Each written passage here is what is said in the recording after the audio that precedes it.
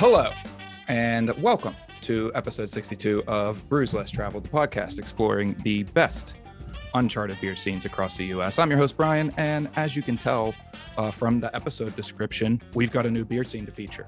It's Boise, Idaho. Did I say that right? Boise. I think I got it.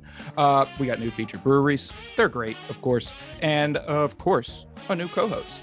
Please join me in welcoming the boss of barbecue, the bulldog bossa nova, the hero of Hyattsville, my good friend Isaac Bell. How's it going, Isaac?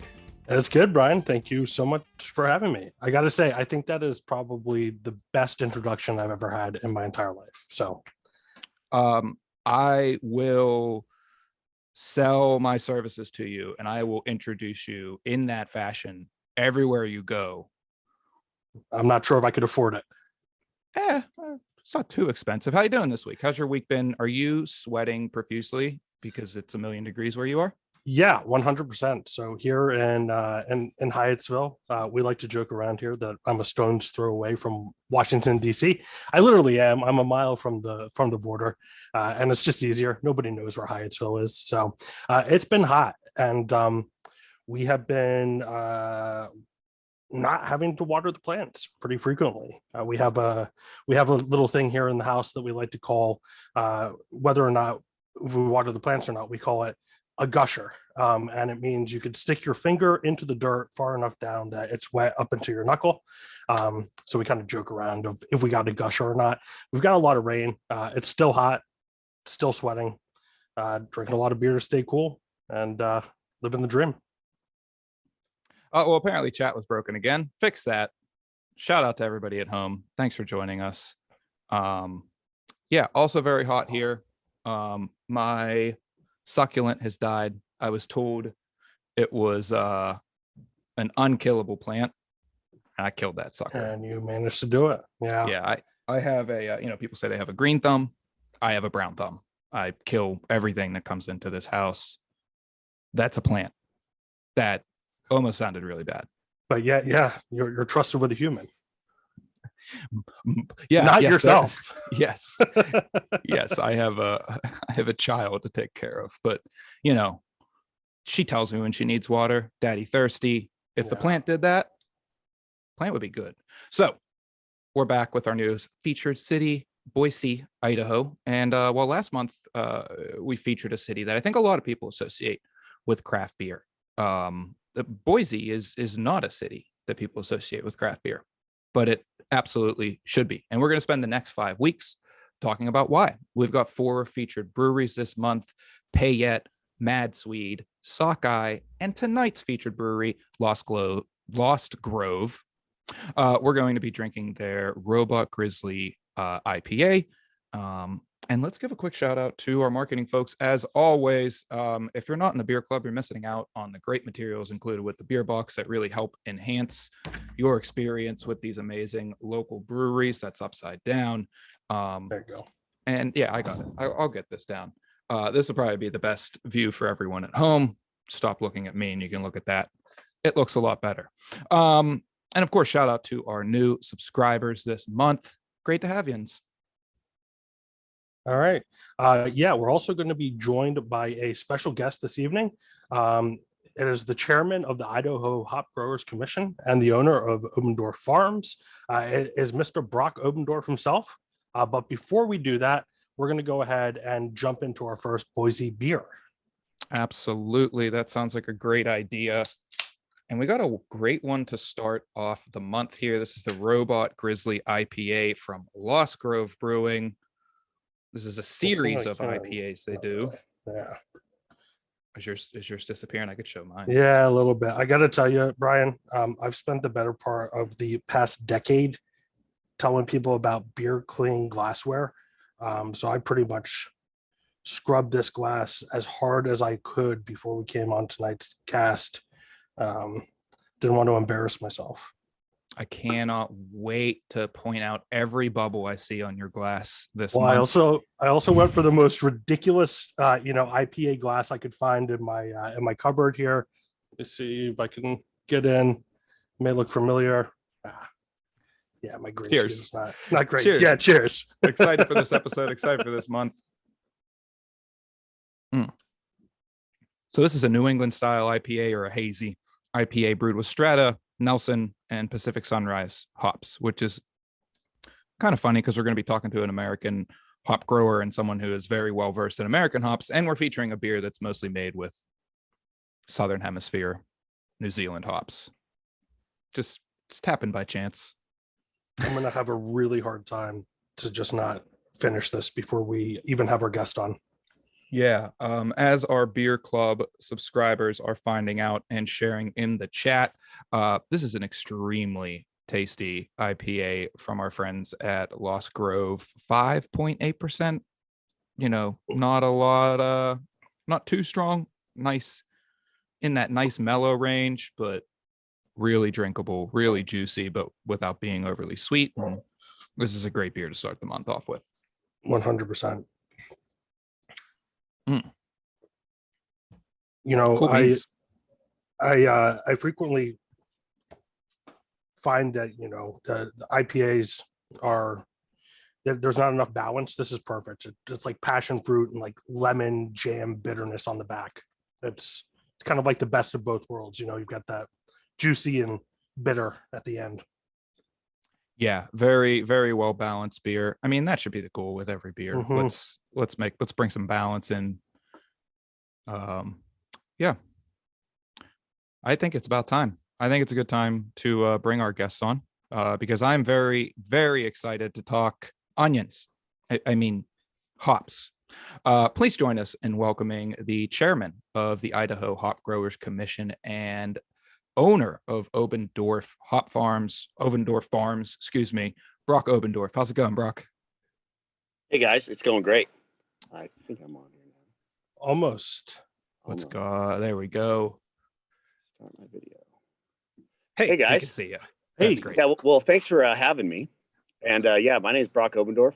I'm the chairman of the Idaho Hop Commission and owner of Obendorf Farms. My brother and I run all of our farms. We farm hops, onions, corn, wheat, beans, hay. We have cattle, but hops is our main thing.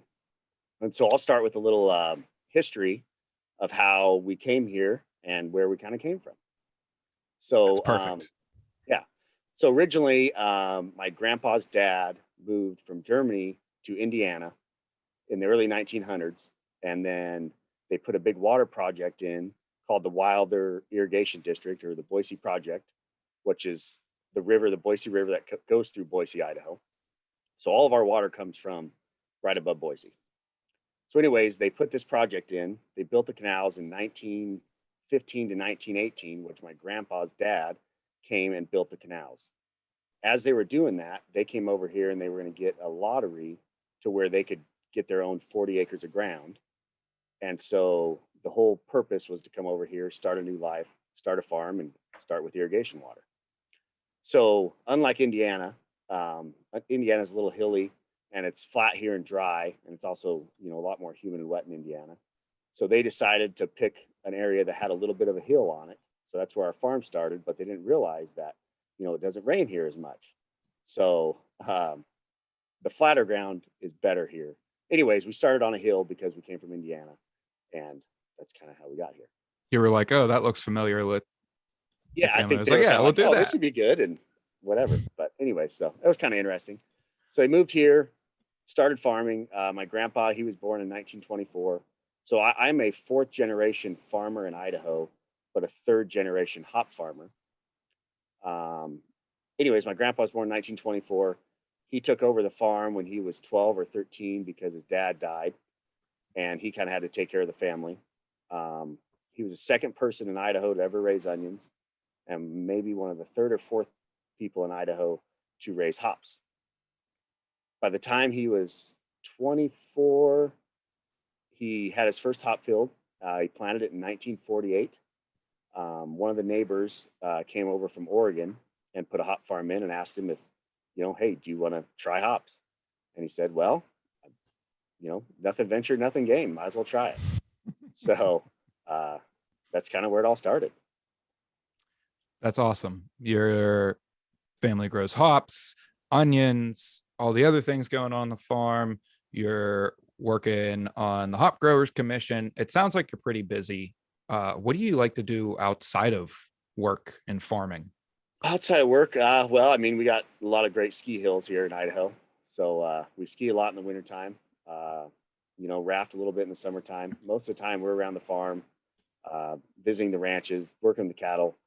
We enjoy just, being out here, a little bit of fly fishing, stuff like that, a little bit of biking, general things. So most of the time Nice. we're on the farm though. It's we enjoy it so much. It's almost like every day's a vacation kind of. Not It's not working like if you that, do but what you know, love.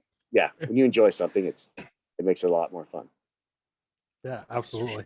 I'm just sitting here like completely baffled by the fact that, you said it was your dad that took over the farm at 13, like No, that my grandpa. your grandpa. Yep. Yeah, 13. I'm still sitting here being like, I wasn't responsible enough to like do anything at 13. Like, I can't imagine. No. Like, here's the hop farm, son. Like, Could have Well, held I onto mean, a wallet for a week. It was the Great Depression. I mean, they had some chickens, they had a milk cow, they had a barn. I mean, that's what they lived off of, and they didn't have much. And I think he kind of grew up fast. I mean, Brian can't even keep a succulent alive. So yeah, imagine I'm 34. yeah, he's an adult. Plants inside are tough. Yeah. Okay. Yeah, absolutely. So we've talked a lot about hops. We've talked a lot about hop growing and getting responsibility way younger than you probably should. Can you give us a brief rundown for those of us that don't know sort of what the growth cycle for hops is, how that works? Yeah. So hops are perennial. We grow them on 18-foot trellises. We start in the springtime by, behind you got trellises. That's actually one of our fields.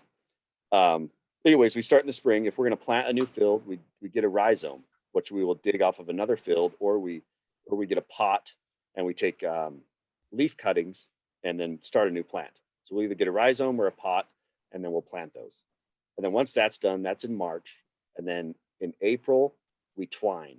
So all the twining is done by hand. We do a half hitch on the top, and we have these twining carts that carry, thousands of twines on them, and they have to tie every single twine.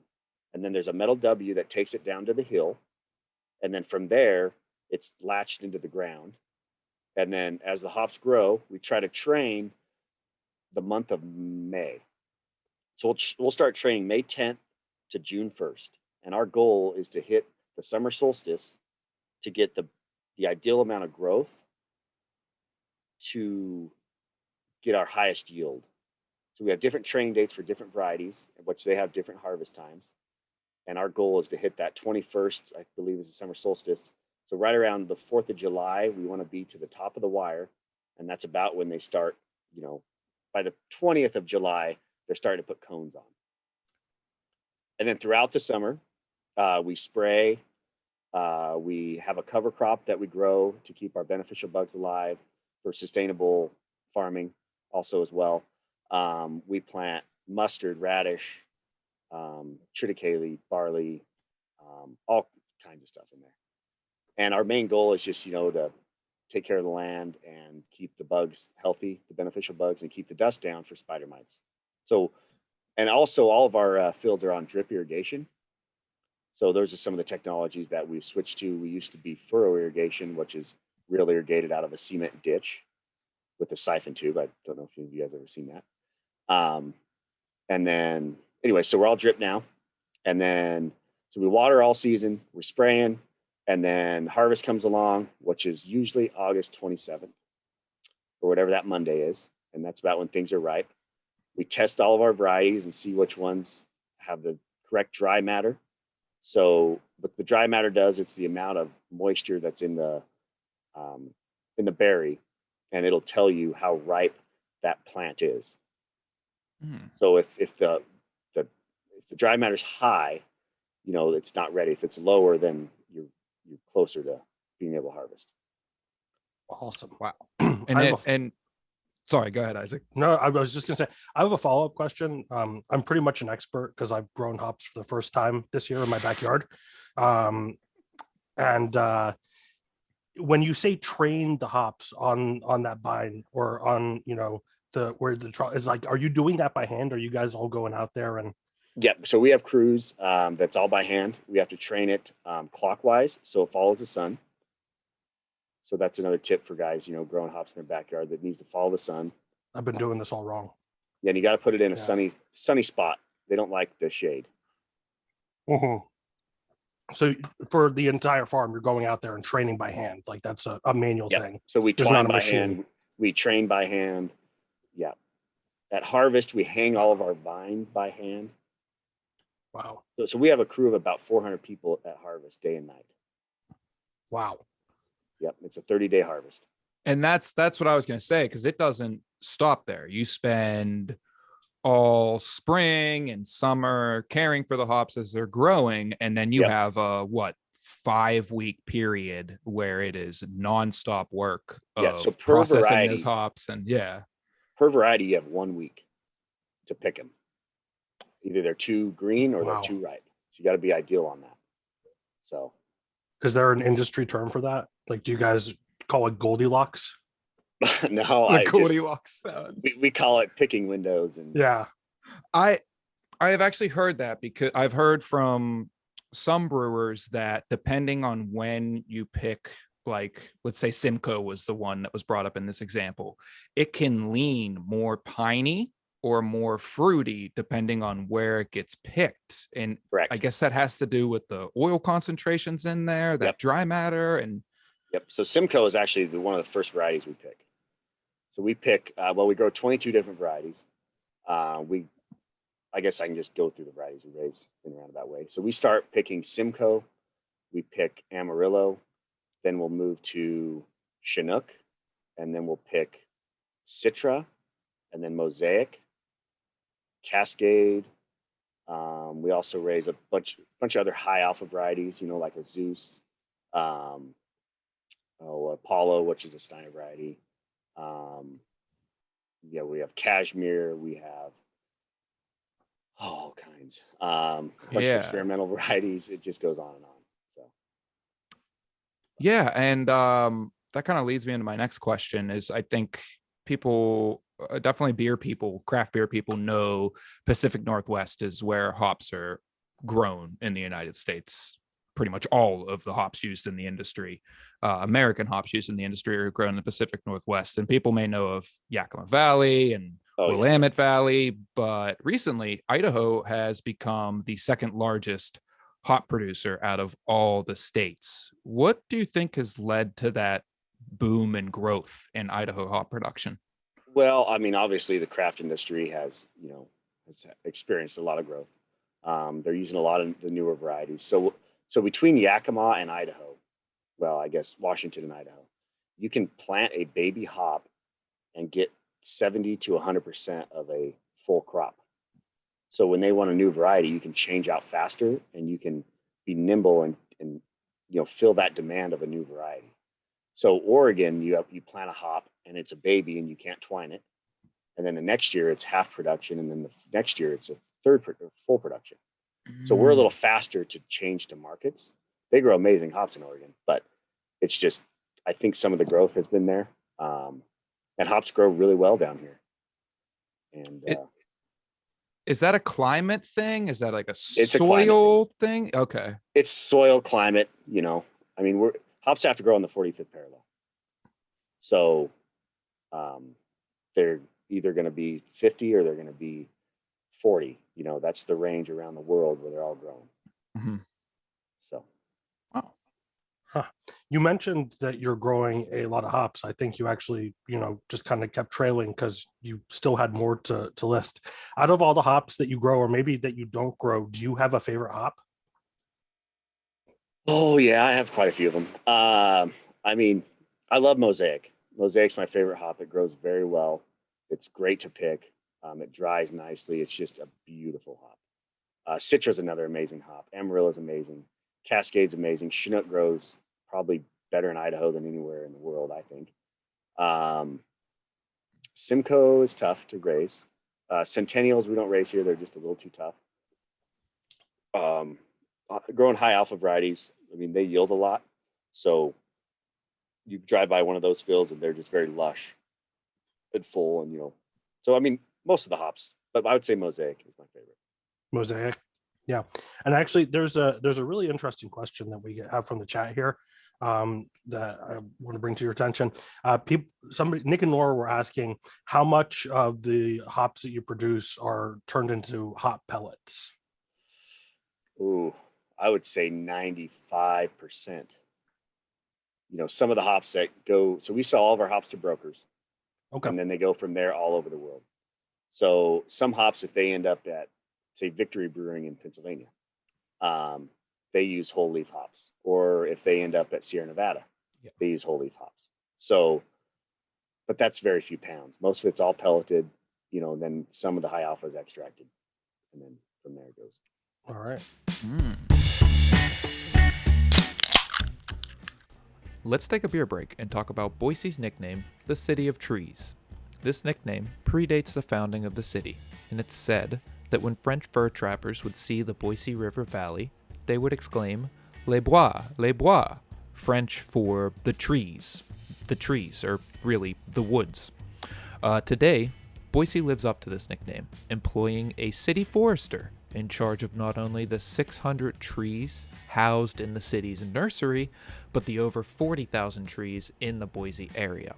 Furthermore, Boise is committed to planting 100,000 additional trees by the year 2030 with their City of Trees challenge. So far, over 35,000 seedlings have already been planted. Now let's get back to the show. So let's dig more into the hops. You mentioned one in particular there. Cascade is known as kind of the all-American hop, really the one that started the craft beer boom. It's, the feature hop in many beloved beers like Celebration Ale or Sierra Nevada Pale Ale. But nowadays there are literally dozens, if not over 100 different hop varietals out there. How do we keep developing new hops, and what has led to this variety of hops that we have nowadays compared to 20 years ago where it was much less? Yeah, correct. So all the hops we raise are females. So every hop that's made out there is a female. And you'll happen is there will be a random male around. So what they'll do is they take a male, the pollen from a male, and they breed that hop. And then that hop cone will have seeds in it. And then they take those seeds out of that hop cone when the season's over, and then they grow those, and you might get 20 seeds out of a cone, and you might have, one that's a female and 2 males, and the rest are nothings. They don't produce anything. And so from there, you take the ones that start growing, and then you get them. They're just like your kids, they're different than you are, and however they turn out, and then But there are there's like a USDA funded. Oh yeah. So there's USDA breeding program, right? There's a public breeding program. There's Hop Breeding Company. There's SS Steiner. There's Indie Hop. There's Indie Hops out of Oregon. Strata, I think, is the big one they've come out with recently. Yes. Yeah. We do not grow it in Idaho. I've tried many times, but yes.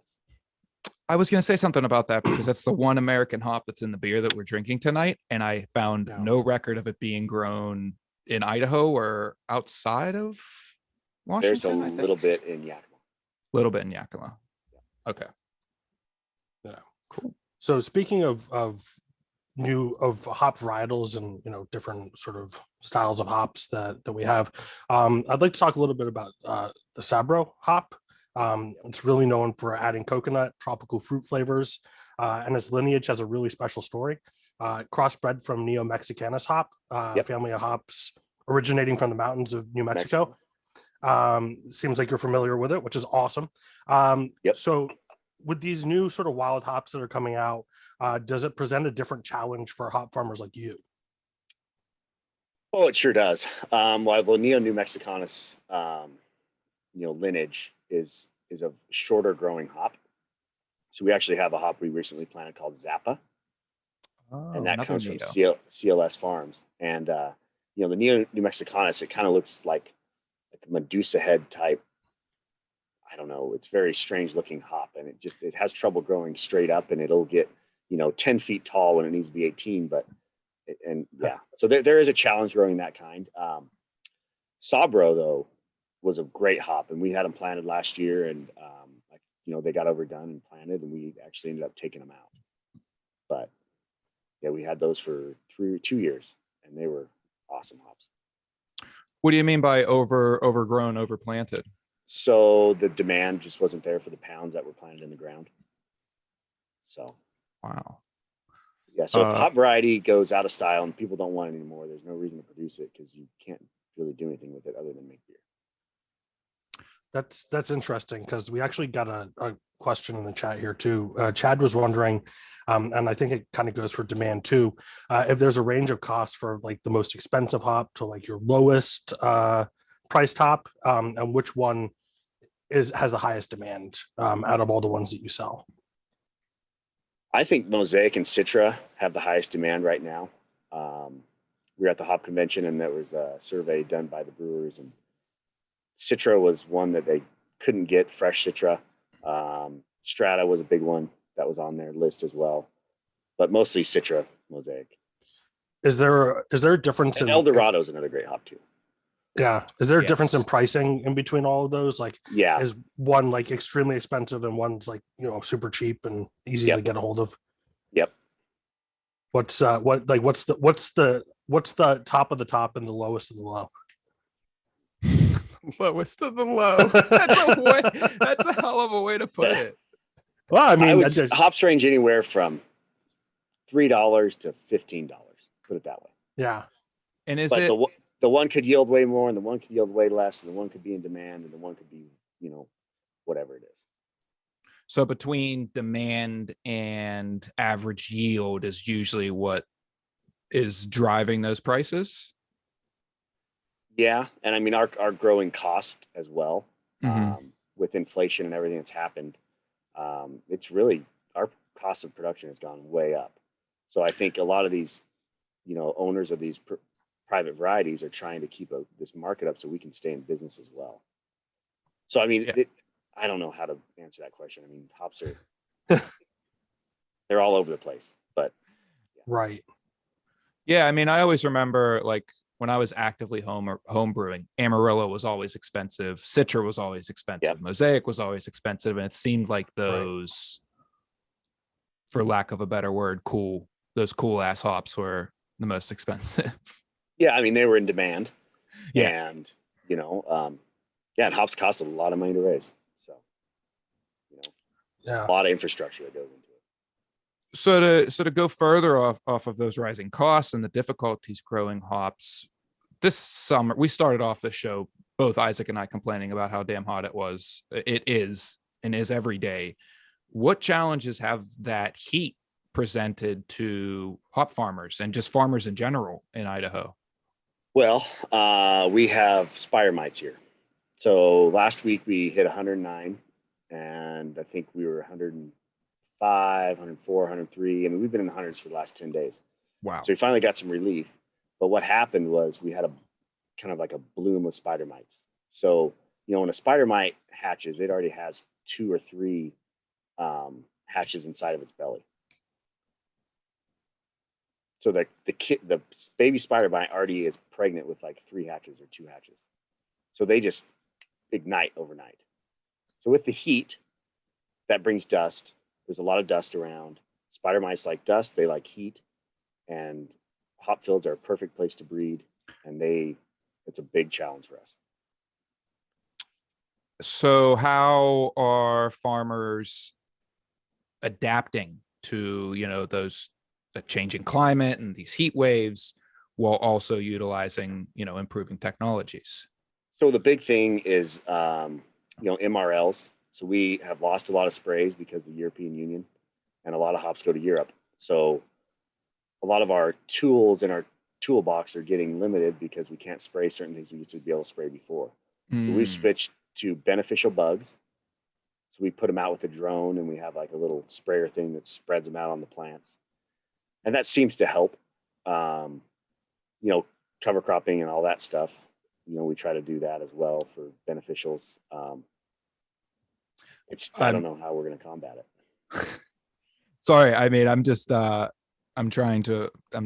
stuck on the image of you fly a drone and that drops the bugs into there. And like, that's very cool. And you already have a very cool job, and farming is awesome, but like flying a drone around to drop the bugs to protect your crops because you can't use these Certain sprays, yeah.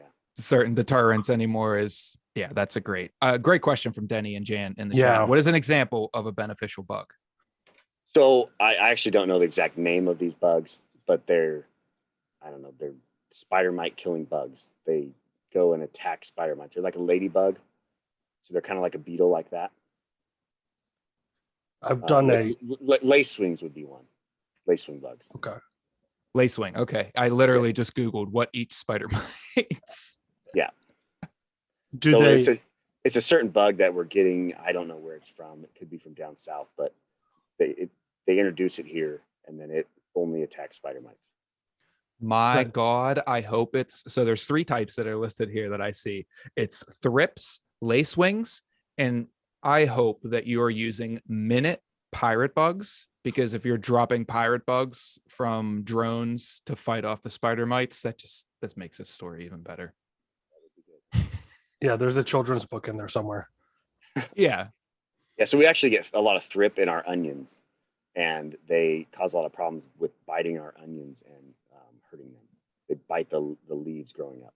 So the same bugs that you use to get the spider mites on the hops are Well, we don't use thrip. We don't use thrip in the hops. It's a different bug. Oh, got it. It's a different bug. Okay. Yeah. I thought you had the unfortunate problem of like using one bug that like No. helped you with your hops, but didn't help your onion harvest. No. So we have Cutting another off. bug called the California pyronus beetle. And it's this really big beetle that eats our, that gets in the hop vines, and it'll last 2 years, and then it grows. And it's seriously the size of like, I don't know. It's really big. You can look them up, but those things are vicious, and they'll go into a Oh hop my field. God. Yeah. Oh my God. We're gonna here for the folks viewing at home, we'll share maybe some pictures on our Instagram, but that is a very large bug. Yeah. So So yeah, at it night, looks like a cockroach. yeah. So at night, they'll fly into your windows or into your lights. So you'll be sitting outside, having a beer on your porch. All of a sudden, a bug just hits the wall, and it's huge. Wow. That's a gigantic bug. So that's been a problem in Idaho, for the last 40 years. Because what'll happen, the hop industry in the early, late 80s and 90s and early 2000s was struggling. The craft industry had not come yet, and a lot of hop fields stayed in the ground for a long time, and these pyronus bugs got infested in these hop fields and were eating them. So it really hurt the yields. So anyways, with new varieties and changing, it's gotten better. Completely unrelated to everything except for those gigantic bugs that are apparently a huge issue in Idaho. Have you seen those little electric? They're like tennis rackets. You almost need them. You almost need them when they're flying around. I would just walk around with one. Do you have like a belt that you can just put them on? And I don't. Yeah, I just swat them. I'm that fast. There you go. Perfect. Those are the side skills that you learn of being a farmer in Idaho. Yeah, just kind of see it coming and get it on down. I would have a heyday. I would have one of those electric, tennis racket bug zappers. Yeah. As a matter of fact, next time I'm in Idaho, I'm going to bring one with me. I hope TSA will let me carry it. Yeah, absolutely. So I mentioned back at the beginning of our conversation here that I was pretty much an expert because I'm growing hops at home as well. Myself, I like this question from Doug. What's that? What beer is the professional hop grower drinking? There you go. I know it's not a craft beer. I didn't have one with me. It's a Coors Light. That's fine. We only got one beer tonight too, so I brought it back up too. That's all right. I said that I was going to finish this before we're done time. I still will, but I'm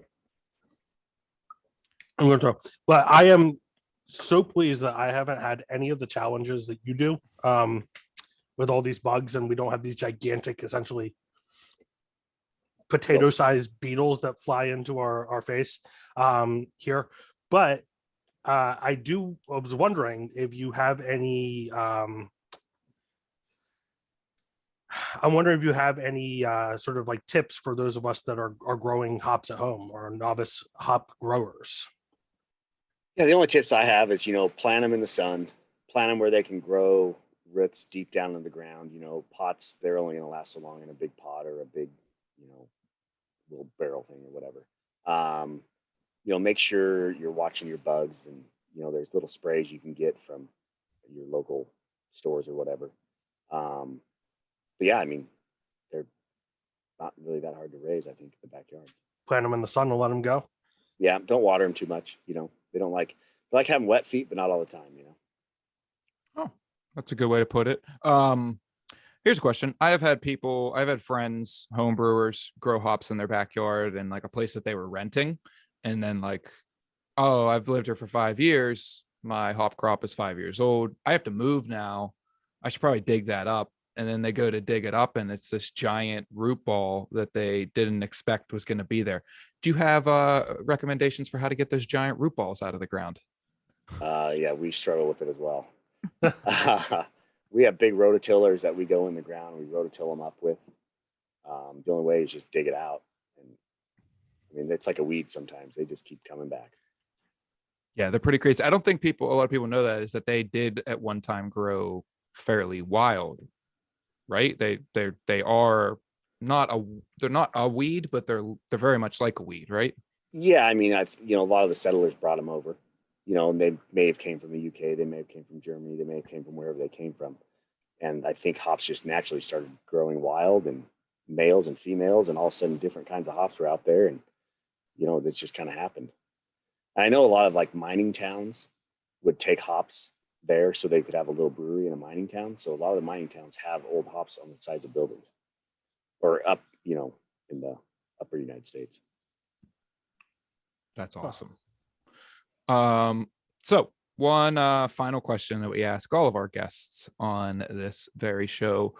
What is something, we're talking about hop growing tonight. We talk, we're going to spend the next 5 weeks talking about the beer scene in Boise and beer at large in Idaho. But what is something that you personally wish Idaho was more well known for?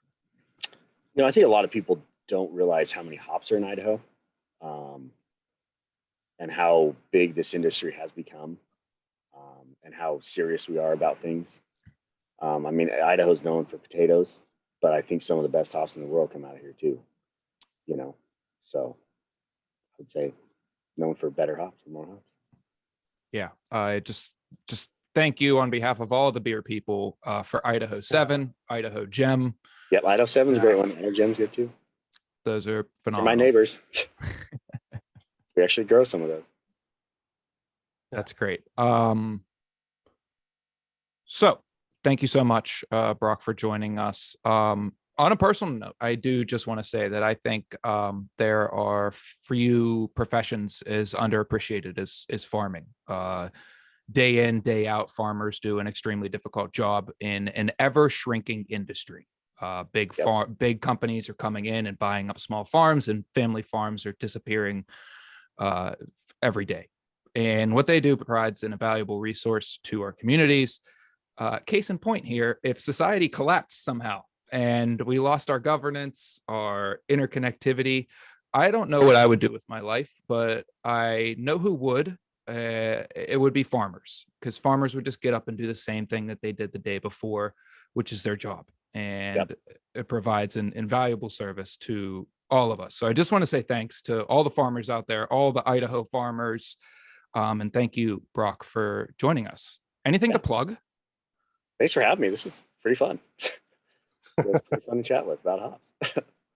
Where can folks at home learn more about Idaho hop farmers and your farm? Well, you can go to we have a website. It's Obendorf Hop or Obendorf Farms.com, I believe. You can see our family and our history and all the things we do. The Idaho Hop Commission, and it has all the names of all the other farmers that are on there, and you can Google them. That'd be your best spot. Heck yeah. And I would highly recommend watching the video that's on the About Us page of Obendorf Farms.